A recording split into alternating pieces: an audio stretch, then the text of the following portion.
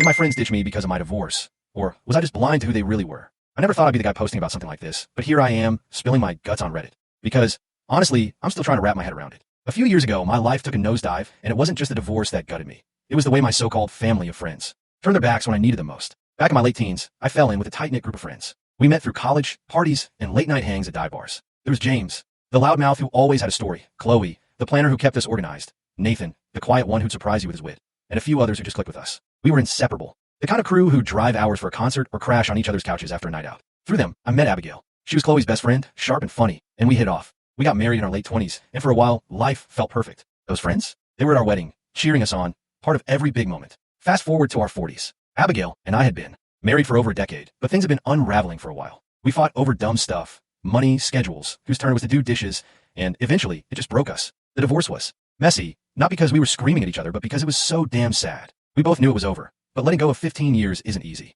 I figured my friends would be my lifeline. They've been my family for so long, you know? At first, I got it. Chloe, who was basically the glue of our group, was super close to Abigail. When the divorce went down, I expected Chloe and her husband, Nathan, to pull back a bit. Abigail was hurting. I didn't want to make things harder for her by being around. So when the invites to barbecues and game nights stopped coming, I shrugged it off. Give it time, I told myself. But months passed, and the silence got louder. Then I started noticing things. I'd see posts on Facebook. James at a concert in my town for a band we both loved, no text, no heads up. Birthdays came and went, and my phone stayed quiet. The worst was when my parents passed away within months of each other. My mom had a long fight with cancer, and my dad just couldn't hold on after she was gone. I was a wreck, barely getting out of bed some days. Not one of them reached out. Not a call, not a text, nothing. I'd see them post about their lives, trips, parties, stupid memes. But when it came to me, it was like I didn't exist. Except for Nathan. Man, I owe that guy everything. He was the only one who showed up. He called to check in, grab a beer with me, or just sit with me when I was falling apart after my parents died. I could tell it wasn't easy for him. Chloe wasn't thrilled about him staying in touch. She'd make these passive-aggressive comments when I was around, like I was some kind of problem. But Nathan didn't budge. He'd show up, no matter what. 3 years after the divorce, things got weird.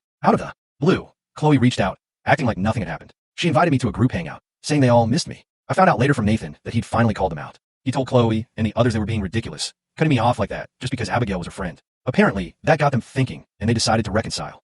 I went to the hangout, mostly out of curiosity. It was awkward as hell. James tried to crack jokes like old times, Chloe was overly nice, and the others just avoided eye contact. I wasn't feeling it. I'd spent years rebuilding myself. New job, new place, new routines, and I realized I didn't need them anymore. I told them straight up, you guys left me hanging when I needed you most. I'm not sure I can just forget that. They looked shocked, like they expected me to jump back and like nothing happened. Here's the kicker. A few months later, I ran into Abigail at a coffee shop. I was ready for it to be tense, but she was different, calmer. We really talked for the first time in years. She apologized for how things went down, not just with us, but with the friend group. She admitted she'd leaned hard on Chloe during the divorce, and Chloe took it upon herself to protect her by icing me out. Abigail didn't ask for that, but she didn't stop it either. Then she dropped a bomb. She'd started therapy, and it made her realize how much she'd let Chloe control her decisions. She was done with the group too.